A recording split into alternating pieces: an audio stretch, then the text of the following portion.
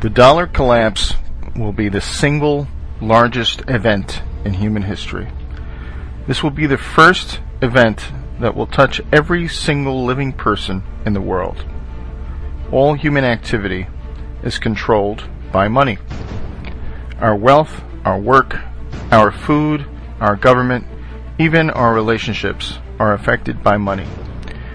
No money in human history has had as much reach in both breadth and depth as the dollar. It is the de facto world currency. All other currency collapses will pale in comparison to this big one. All other currency crises have been regional, and there have always been other currencies for people to grasp onto. This collapse will be global, and it will bring down not only the dollar, but all other fiat currencies, as they are fundamentally no different. The collapse of currencies will lead to the collapse of all paper assets. The repercussions to this will have incredible results worldwide. The dollar is the world's reserve currency. It supports the global economy in setting foreign trade, most importantly, the petrodollar trade. This fuels our corporate vampires that acquires and harvests the wealth of the world. The corporate powers suppress real assets like natural resources and labor to provide themselves massive profits. The fascist statists, collectivist model provides the money into the economy to fund an ever-increasing federal government. That government then grows larger and larger, enriching its minions with jobs to control their fellow citizens. Finally, to come full circle, the government then controls other nations through the military-industrial complex. This cycle will be cut when the mathematically and inevitable collapse of the dollar occurs.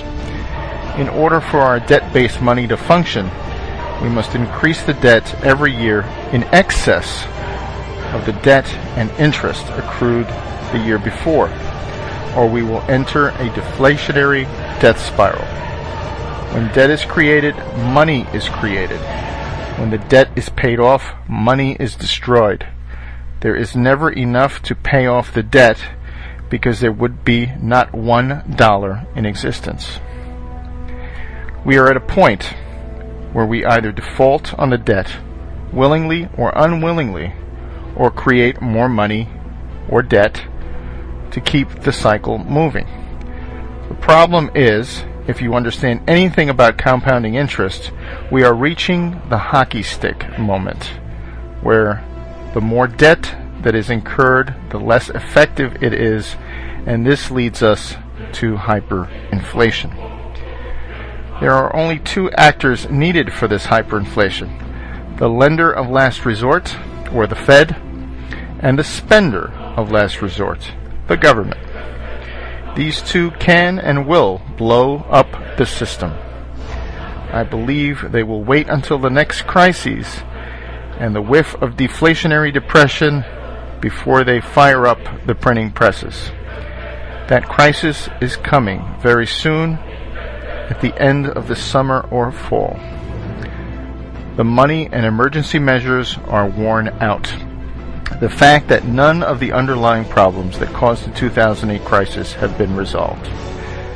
The only thing that has happened is that instead of corporate problems, we now have national problems. In this movie, Greece will play a role of Lehman Brothers, and the United States will play the role of AIG. The problem is there is nowhere to kick the can down the road, and there is no world government to absorb the debt yet. So this leads me to the top 5 places not to be when the dollar collapses. Number 1, Israel. This Anglo-American beachhead into the Middle East was first conceived by the most powerful family in the world, the Rothschilds, in 1917. The Balfour Declaration said that there will be a Zionist Israel years before World War II, and the eventual establishment of Israel. Israel has not been a very good neighbor to its Muslim nations, and has always had the two biggest bullies on the block at its back. When the dollar collapses, the United States will have much too much on its plate, both domestically and internationally, to worry about such a non-strategic piece of land. This will leave Israel very weak at a time when tensions will be high. This very thin strip of desert land will not be able to withstand the economic reality of importing its food and fuel, or the political reality of being surrounded by Muslims. Number 2. Southern California. The land of fruits and nuts turns into battlefield Los Angeles. 20 million people packed into an area that has no water, and thus food, is not good, to say the least. Throw on top of the huge wealth disparities and the proximity to a narco state, and this does not bode well. We have seen riots from Rodney King. What will happen when the dollar is destroyed and food and fuel stop coming into this area? People will get desperate and do crazy things, especially when a huge proportion of its citizens are on antidepressants. If food and fuel cannot get in, what about Prozac? At a time when people's worlds are falling apart, they lack the ability to deal with this new paradigm. If people come off these drugs too fast, they will suffer psychotic breaks, and you will have thousands of shootings or suicides.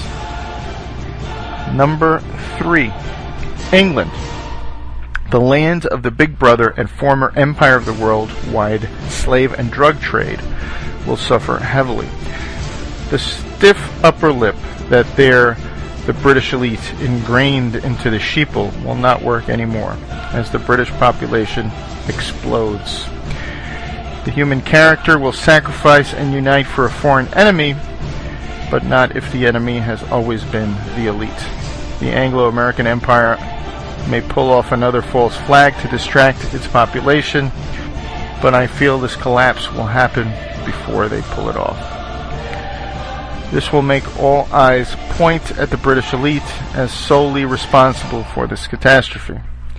We have seen massive riots for soccer matches with hooligans. What will happen when this island with very little food and fuel gets cut off? Number 4. New York City. Another large urban area living too high on the dollar hog. There is little doubt that all of the wealth in New York City, New Jersey, and Connecticut is derived off of Wall Street wealth. The savings and investments of the whole nation and much of the world flows through this financial capital. As the world wakes up to the massive financial fraud, this will lead to the destruction of capital like we have never seen before.